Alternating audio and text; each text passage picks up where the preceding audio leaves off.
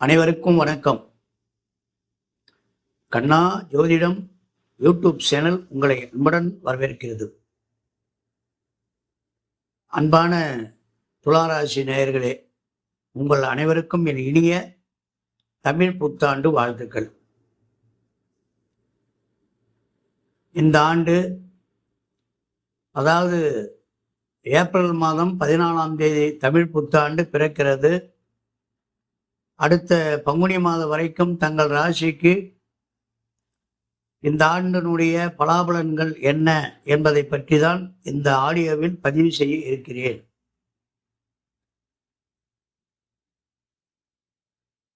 இந்த ஆண்டு தங்கள் ராசிக்கு 1/5/2024 சித்திரை 18ஆம் நாள் குரு பெயர்ச்சி நடக்கிறது. தங்கள் ராசிக்கு தற்கால கிரகணப்படி குரு பகவான் 8ல் வந்து அமர்கின்றார். இந்த 8வது வீடு இருக்கு பாருங்க, ரொம்ப பயமான வீடுங்க. எந்த சுபகார கிரகங்களும் 6, 8, 12 மறையக்கூடாது. இந்த 6, 8, 12 சுபகிரகங்களாகி இருக்கக்கூடிய சந்திரன், புதன், குரு, சுக்கிரன் இவங்க 4 பேரும் மறைஞ்சாங்கன்னா தன்னுடைய அசுர பலத்தை பூரா இழந்துருவாங்க, குரு பலனையும் இழந்துருவாங்க.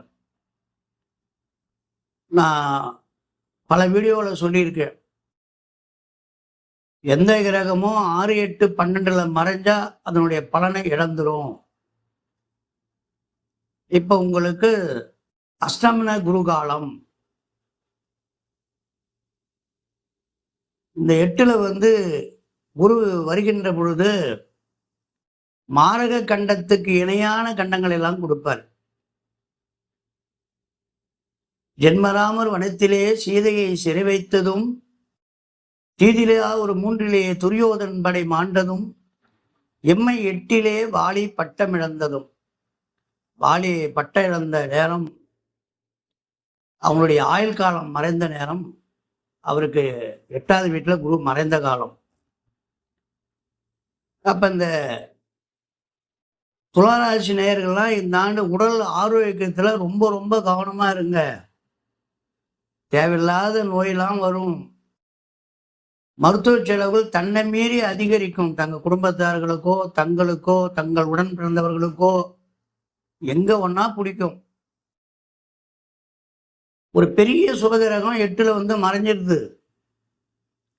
கடந்த ஓராண்டு உங்களுக்கு அருமையான குரு 7ல் இருந்தார்.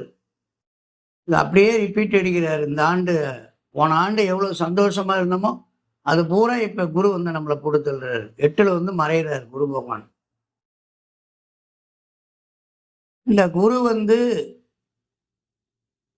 8ல் மறைகின்ற காலத்தில் குடும்பத்தில் இருக்கிறவங்களுக்கு ஒருத்தருக்கு ஒருத்தர் மனக்கருத்து ஏற்படும். கூட்டு குடும்பம் உடையும். கட்டி காப்பாத்தின குடும்பையா செதறி போச்சு அப்படின்னு சொல்ல வேண்டிய வாய்ப்பு ஏற்படும். குடும்பத்துக்குள்ளே பிரிவினைகள்லாம் நடக்கும். இவ்வளவு நாள் நம்ம ஒன்னா இருந்தோம், இதுக்கு மேல ஒன்னா இருந்தா செட் ஆகுது, என் குடும்பத்தை நான் பார்க்கறேன், உன் குடும்பத்தை நீங்க பாரு அப்படின்னு சொல்ல வேண்டிய சூழ்நிலைகள்லாம் ஏற்படும். இருதய நோய் ஏற்படுவதற்கு வாய்ப்பு உண்டு. ரொம்ப ஜாகிரதையா இருக்கணும்.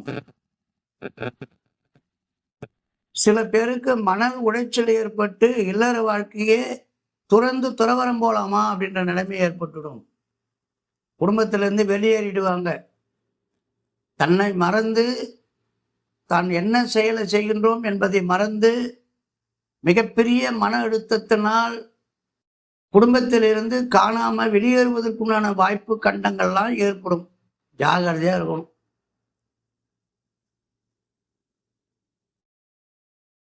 குரு இப்ப நமக்கு மிகப்பெரிய இன்னலை கொடுக்கிற காலம்.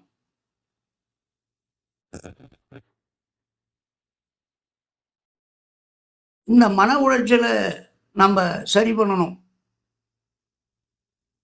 சொந்த தொழில் செய்பவர்களுக்கு மிகப்பெரியான நெருக்கடியான காலம். அப்படியே ஸ்டாப் ஆகிடும். தொழிலெலாம் வர வேண்டிய பணம் வராது, கொடுக்க வேண்டிய கொடுக்க முடியாது. கொடுத்தவன் கழுத்து நெரிப்பான், வாங்கினவன் டாட்டா காமிப்பான். கடுமையான போராட்டம் இந்த ஆண்டு பரீட்சை எழுதுகிற துளாராசிக்காரெல்லாம், அரசு துறை எக்ஸாம் எழுதுகிறவங்க, பள்ளி மாணவர்கள், கல்லூரி மாணவர்கள்லாம் ரொம்ப ரொம்ப ஜாகிரதையாக எக்ஸாம் எழுதுங்க ஐயா. நம்ம நினைச்ச கேள்விலாம் வராம புது புது கேள்வியா கேட்பாங்க. அப்செட் ஆயிடுவோம் எக்ஸாம் ஹாலில். அந்த மாதிரியான ஒரு நெருக்கடியான இருண்ட காலம், 8ல் மறையிற காலம், இருண்ட காலம். இந்த வருமானத்துறைக்காரங்க போட்டு நெருக்கி சின்ன பின்னம் ஆக்கிடுவாங்க. பெரிய தொழில் செய்கிற முதலாளிகளா இருக்காங்க இல்லையா, அவங்களுக்கெல்லாம் இப்ப நெருக்கடியான காலம். தூசு தட்டி கேட்பாங்க. பழைய பயிரெல்லாம் நீங்க டாக்ஸி கட்டல. இருதய நோய், நுரையீரல் பிரச்சனைகள் ஏற்படும். இந்த 2 நோய் இருக்கிறவங்க தயவு செஞ்சு அமைதியா இருங்க. நுரையீரல் நோயும் இருதய நோய் இருக்கிறவங்க இந்த ஆண்டு மிகப்பெரிய வலிமை இழந்த ஆண்டு. துளாராசிக்காரங்க அந்த நோய் இருக்கிறவங்க ஜாகிரதையா இருங்க ஐயா. தேவையில்லாத டென்ஷன் அதெல்லாம் வளர்த்துக்காதீங்க. இந்த வருத்தல், பொறுத்தல் இதெல்லாம் கொஞ்சம் குறைச்சிக்குங்க. நாவை உள்ள இழுங்க. நான்வெஜ் சாப்பிட்றவங்க கொஞ்சம் குறைச்சிக்குங்க.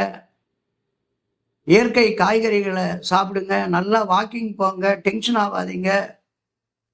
ஒரு நாளைக்கு 2 கிலோமீட்டர் நடங்க. நீர்நிலைகள் நோய் இருக்கிறவங்க, இந்த சுகர் கம்ப்ளைண்ட்காரங்களாம் கொஞ்சம் உடம்பு ஆரோக்கியத்தில் கவனமா இருங்க. சரி ஐயா, இவ்வளவு சொல்லியிருக்கீங்க, இதற்கு ஏதாவது பரிகாரம் இருக்கா? நீங்க அவசியம் ஒரு முறை குரு பகவானை போய் ஆலங்குடியில தரிசித்துட்டு வாங்க. ஒவ்வொரு வாரமும் குரு ஓரையில வியாழக்கிழமைக்கு நெய் தீபம் போட்டு தட்சிணாமூர்த்தியை வழங்குங்க. வியாழக்கிழமை ஆனா வீடு வாசல்லாம் சுத்தமா வச்சுக்குங்க. சிவன் ஆலயத்தை தொடர்ந்து போய் வேண்டுங்க. ஒரு முறை திருச்செந்தூர் சென்று முருகப்பெருமான வழிபாடு பண்ணிட்டு வாங்க.